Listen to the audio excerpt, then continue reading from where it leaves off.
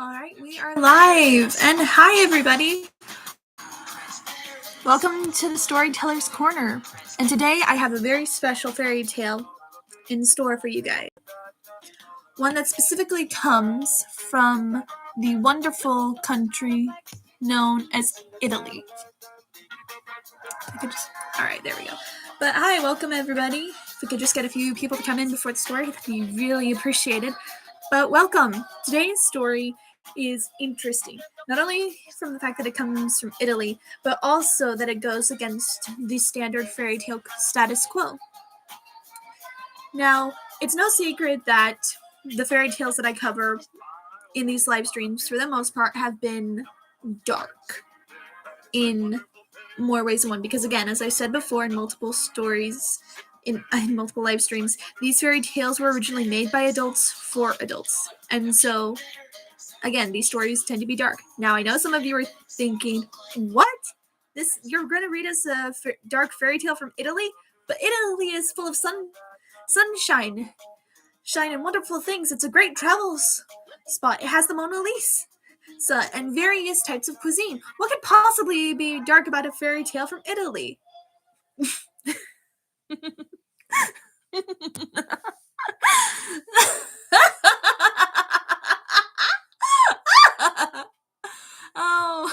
Oh, my audience. My dear sweet audience. Germany is not the only one with its own flavor of darkness.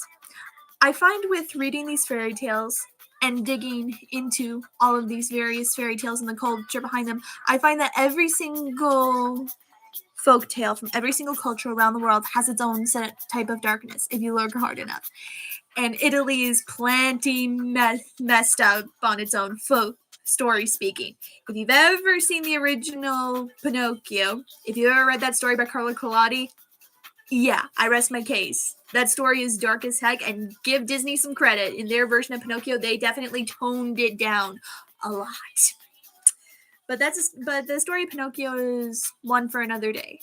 So, not only is today's story, again, against the status quo, but it also deals with the key theme: snakes.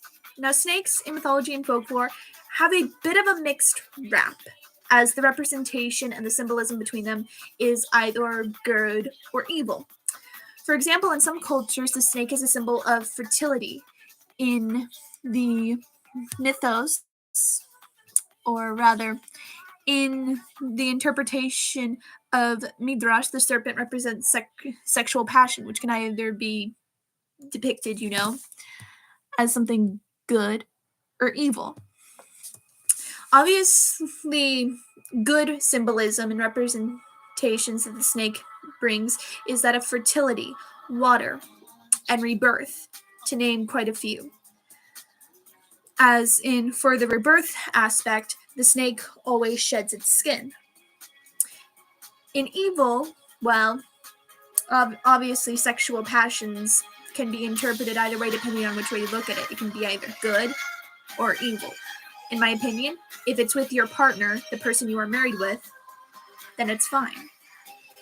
Now, an evil interpretation, obviously, story of Genesis, you have the serpent tempting, and yes.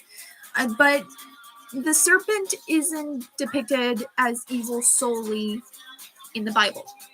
Everyone wonder why the symbol for hospitals is a staff with a snake coiled around it? That's tied into the Bible and the story of Exodus and Moses. And we have some people, so hi, welcome to the live stream. Feel free to ask questions. Just doing a little bit of a recap before I go into the story. But yeah, if you have questions or comments, feel free to ask me. So yeah, snakes again. It's a mixed bag. Their representation is either good or depicted as evil. And in fairy tales, this is not entirely different. Because in some fairy tales, there are good snakes and there are bad snakes. Some examples of fairy tales including good snakes, or at the very least, serpent spouses, are the enchanted Brahman's son. There's the snake prince, the river snake, the water snake, and the serpent, to name a few.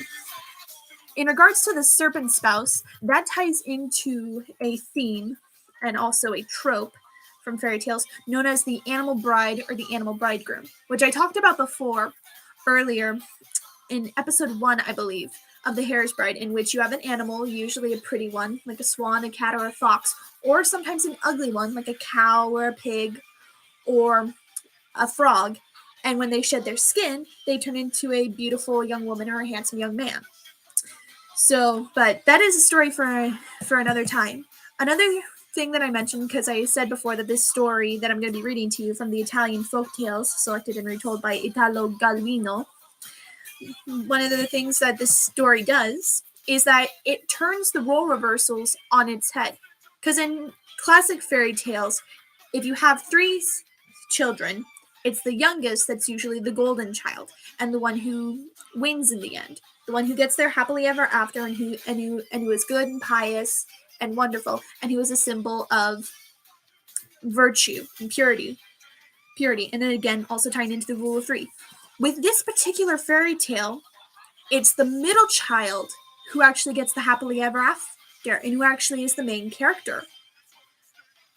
So that makes the oldest and the youngest siblings the bad ones, which I think is very fascinating because, again, normally in fairy tales, it's the youngest one who is the golden child and who gets in the end. So yeah, hi Andre, hi Akira Kitsune. Son of a gun, there it goes. There we go. Sorry about that, India. That's so cute. Yes, it is kind of cute. All right, so this will be the last song that plays, and then I will get to reading the story. But yeah, I find it interesting though that in this particular story, it's the middle child that gets the happy ending because it's usually the youngest. And I'm not saying there's anything wrong with always having the youngest sibling be the winner. However, it's refreshing. And that's the one thing I like about fairy tales. Just trying to do the snake accent. Fair enough. Another interesting symbolism with snakes being depicted as evil is like the snake accent, as Akira said, which usually being depicted as villainous. Sometimes the villain in question will speak with an accentuating of the S sound, like the hissing of a snake. Sorry, bad acting. I'm sorry. But yeah, like they say this sound like a snake. Exactly, Akira. Hi, Kira Gaming, but welcome. So if you have any, yes, snake. And that's another thing I forgot to mention, but snakes are also tied in and connected to dragons. And since I don't have very many snake jewelry, I decided to wear a silver dragon necklace. And the Nordic fairy tale and mythology, that folklore actually gave us a dragon known as a lindworm. Lind being another word for snake, worm being a word of snake. It's basically translated to snake. Guess what it looks like? Alice, aka Elementia, have a snake gem that make her elastic. Ah, I see. But yes, snakes have been around for centuries, and of course their reputation changes depending on who it is you're asking. But again, I find it fascinating that whereas like Japanese have Nura Onna, well, yes and no. The lindworm is a dragon sometimes, but it's also sometimes a cursed prince. In Medusa in Greek, exactly Medusa with the snake hair, her character is sometimes either villainous or, in some adaptations, Athena turning her into a monster with the snake hair is seen as a mercy to defend herself from men who would have taken advantage of her, to put it lightly. But yeah, say what you will about snakes, their reputation is definitely a mixed bag. And the story that I'm going to be telling you in this big book of Italian fairy tales is simply called The Snake. So I hope you guys enjoy it. And plus, the serpent in the Bible is the evil one, yes. In the Bible, the serpent in the beginning in Genesis is depicted as evil. However, in the story of Moses, the snake is somewhat good, as Moses' staff turns into the snake and it consumes the snakes conjured by the Pharaoh's two priests. But anyway, I digress. So, here's a short but sweet story of a benevolent serpent. And the Ouroboros, a circular symbol that depicts a snake or a dragon devouring its own tail that is used especially to represent the eternal cycle of destruction and rebirth. Exactly. Another example of serpentine symbolism. But anyway, with that being said, let's dive into the short but sweet Italian story of a benevolent serpent. The snake. A farmer went out mowing every day, and at noon, one or the other of his 3 daughters would bring him his lunch.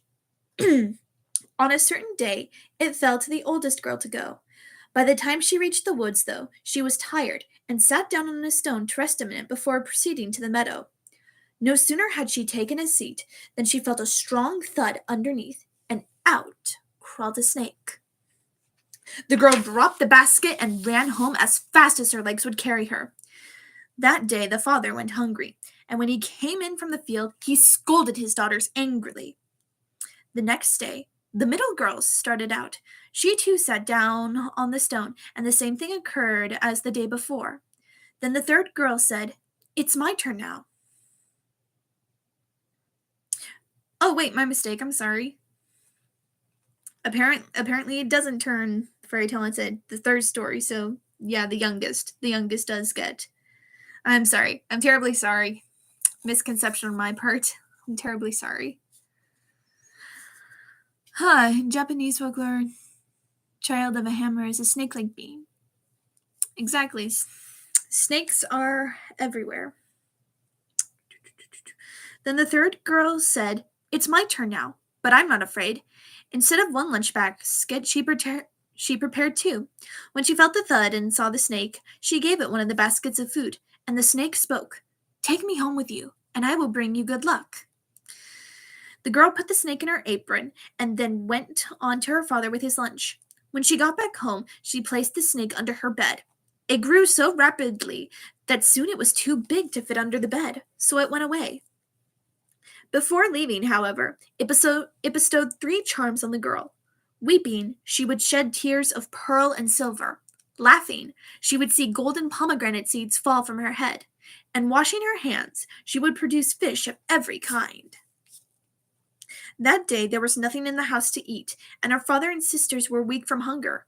So what did she do but wash her hands and see the basin fill up with fish? Her sisters became envious and convinced her father that there was something strange behind all this, and that he would be wise to lock the girl up in the attic. From the attic window, the girl looked up into the king's garden, where the king's son was playing ball. Running after the ball, he slipped and fell, sending the girl into peals of laughter. As she laughed, golden pomegranate seeds rained from her head on the garden. The king's son had no idea where they came from, for the girl had slammed the window. "Good day, fellas." "Hey, Laughing Reaper, I hope you're doing well." Like Hyperion from Miraculous Snake Hero that have a lie here and is a reference to Hyperion. Exactly, more snake symbolism. Now, for context, when it says that the pomegranate seeds fall from her head, it basically means that they're falling from their mouth. Oh, I'm doing well. I'm just reading a short fairy tale to people called The Snake, where we have a benevolent serpentine character. Alright, so let's see. So, yeah. The king's son had no idea where they came from, for the girl had slammed the window. Returning to the garden next day to play ball, the king's son noticed that a pomegranate tree had sprung up, and it was already quite tall and laden with fruit. He went to pick the pomegranates, but the tree grew taller right before his eyes. All he had to do was reach for a pomegranate, and the branches would rise a foot beyond his grasp. Since nobody managed to pluck so much as one leaf from the tree, the king assembled the wise men to explain the magic spell. The oldest of them all said that only one maiden would be able to pick the fruit and that she would become the bride of the king's son. So the king issued a proclamation for all marriageable girls to come to the garden under pain of death to try and pick the pomegranates. Girls of every race and station showed up, but no ladders were ever long enough for them to reach the fruit. Among the contestants were the farmer's 2 older daughters, but they fell off the ladder and landed flat on their backs. The king had the houses searched and found other girls, including the one locked up in the attic.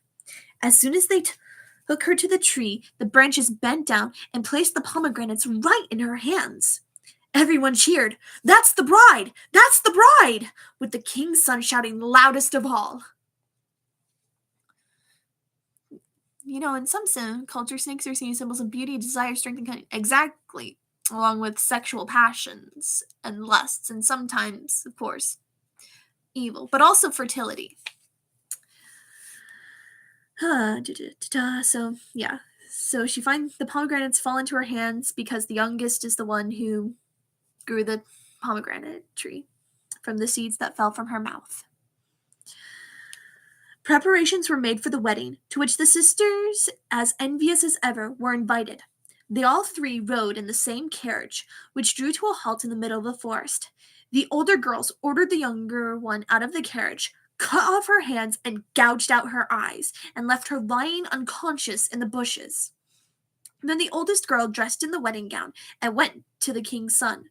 He couldn't understand why she'd become so ugly, but since she faintly resembled the other girl, he decided he'd been mistaken all along about her original beauty. Oh my. Quetzalcoatl was the large Mayan Aztec. Exactly with Quetzalcoatl. Oh my goodness. True, I suppose gluttony can be there. It is typical that the mighty snake is often depicted alongside the pharaoh would depict him as tyrannical. And again, of course, there are biblical symbolisms with the snake, not just the temptation, which led to lots of terrible things. But yes, Italian fairy tales, they are plenty dark on their own. Anywho. So, eyeless and handless, the maiden remained in the forest weeping. A carter came by and had pity on her. He seated her on his mule and took her to his house. She told him to look down, and the ground was strewn with silver and pearls, which were none other than the girl's tears. The carter took them and sold them for more than 1,000 crowns. How glad he was to have taken the poor girl in, even if she wasn't able to work and help the family. One day, the girl felt a snake wrap around her leg. It was the snake she had once befriended. "Did you know your sister married the king's son and became queen since the old king died? Now she's expecting a baby and wants figs." More like substitute Roma. Italia? More like substitute Roma. No, this is a straight-up Italian fairy tale. It even says so in the book. Italian folk tales. Selected and retold by Italo Galvino. And I'm pretty sure I'm mispronouncing those, so I apologize. "Where am I going to get figs this time of year?" asked the carter. It happened to be winter. But the next morning he went into the garden and found the fig tree laden with fruit, even though there wasn't a leaf on the tree. He filled up 2 baskets and loaded them onto his donkey. "How high a price can I ask for figs in winter?" asked the carter. "Ask for a pair of eyes," replied the maiden. That he did, but neither the king nor the queen nor her other sister would have ever gouged out their eyes, so the sisters talked the matter over. "Let's give him our sister's eyes, which are of no use to us." With those eyes, they purchased the figs. Eterne Victrix. Believe that's Roman, and I'm not well versed in the Roman language. I apologize. The carter returned to the maiden with the eyes. She put them back in place and saw again as well as ever. Then the queen had a desire for peaches, and the king sent to the carter, asking if he couldn't find some peaches the way he'd found figs. The next morning, the peach tree in the carter's garden was laden with peaches, and he took a load to court at once on his donkey.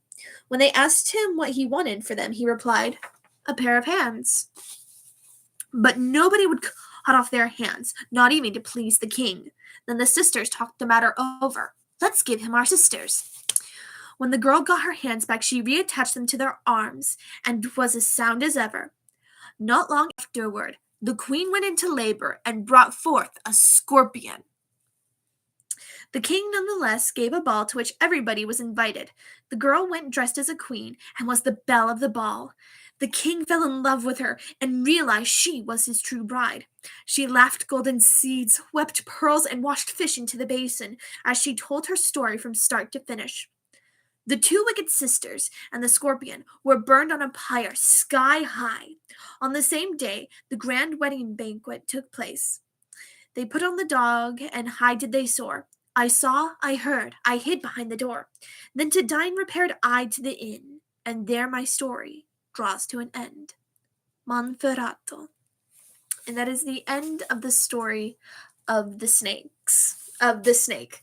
To which I apologize. When I first read the story, I thought it was the middle child who had become the golden child in the end. But I'm terribly sorry about misconstruing you and leading you on. I'm sorry. I wonder who the queen was getting with if she birthed a scorpion. I'm pretty sure that she slept with the king, and the scorpion baby is a result of her wickedness. I would love more snake stories. Well, there are plenty of snake stories online that I could print up into paper copies. And then there are some short snake stories from the Brothers Grimm. They're extremely short, like that big. They're not even a full page. But I could definitely read more snake stories if you want.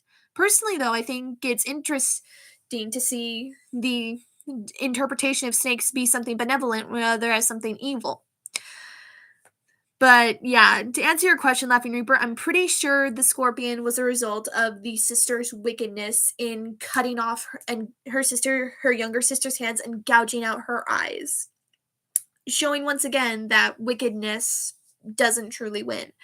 And speaking of which, what moral can be pulled from the story of the snake? Well,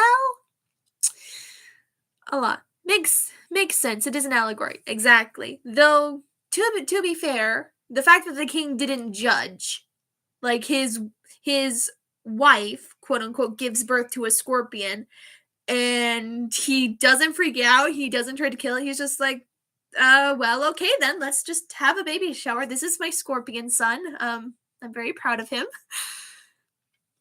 If you are a snake girl that you want to comfort me, I'm sorry, but I cannot be here anymore, but I enjoyed the live stream. It's okay, Kira. I understand. I hope you have a very good day. I mean, like snake, and with Lamias and Nagas, again, more snake symbolism, but I'm pretty sure if you asked a snake girl nicely, she would comfort you, Akira. But anyway, the moral, and I always, for the most part, some people are into Lamias nowadays. Oh, I know. In the Monster Girl community, the Lamia seems to be the most popular and famous, to which I ask, why? I understand, like, Lamias are a good monster, and there's something wrong with them, but what about all these other monsters? Which is why I record the ASMR that I do, because I want to try and broaden out people's horizons on different monsters.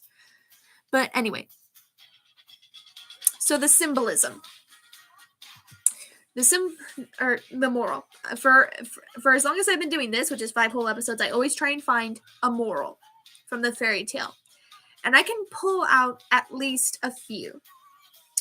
For one, try not to be envious. Just because someone has something extremely shiny doesn't mean that you need to have as well. And whereas the grass may seem greener on the other side of the fence, if you look a little deeper, you'll find that the grass is just as green on your side. And there are plenty of things to be thankful for in your own life. Second, be kind to one another. The carter in the story could have just left the maiden out in the middle of the forest, eyeless and handless and weeping, but instead he took her in, and he was kind to her. He showed her compassion, and again was very kind to her, and was very fortunate to find her. He was glad to have found her, despite the fact that she was blind and she had no hands and didn't really work. but with her tears, she was able to help provide for him and his family. He was kind to her and very grateful to her, and he even helped her get her hands and her eyes back. So be kind to one another. Even if someone is, mean to you or something, you don't know their story. And that's the thing in this world, is as very, very messed up as it is, if we showed kindness to one another and helped each other out more often, maybe the earth wouldn't be quite as hateful. But those are my 2 morals, and my speakers are being terrible. It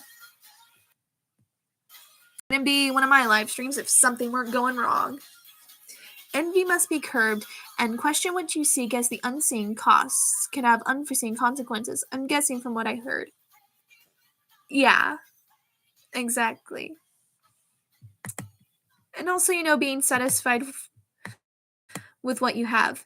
And there are believed the Chinese zodiac of the snakes to be graceful, calm, composure, and expressive. Exactly. I could have gone on for hours about the multiple snake symbolisms, but these were the ones that I mentioned were ones just to point out and leave examples. But another thing I forgot to mention, and it happens in more fairy tales often than not, is the gift, in which the snake gives her 3 charms: the pearls and the silver falling from her eyes when she cries, washing her hands to produce fish, and the golden pomegranate seeds falling from her mouth. I find that method of gift extremely fascinating. A content life leads to happiness. Exactly. Another moral. Though it does, but, and also, it doesn't hurt to work hard. But yeah, I find that gift fascinating, and it happens in more than one fairy tale. In fact, from what I gather, it originates from the story Toads and Diamonds, or the fairies, in which the gift falls out of the person's mouth. Usually flowers or gems, but in the case of the fairy tale, it was pearls from the eyes, pomegranate seeds from the mouth, and fish from washing her hands. I find that to be fascinating, and I think it might tie into Japanese mythos, in which one of the creation goddesses pulled out the staples of Japanese food from various parts of her body, from her various orifices. Final moral: no step on snake. Or, just give snake some food. Just be nice to snake and give